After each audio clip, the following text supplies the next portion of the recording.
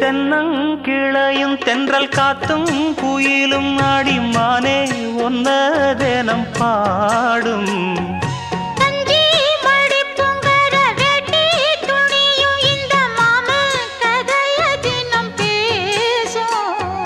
பொள்ளாச்சி சந்தையில கொண்டாந்த சிலையில சாயம் இன்னும்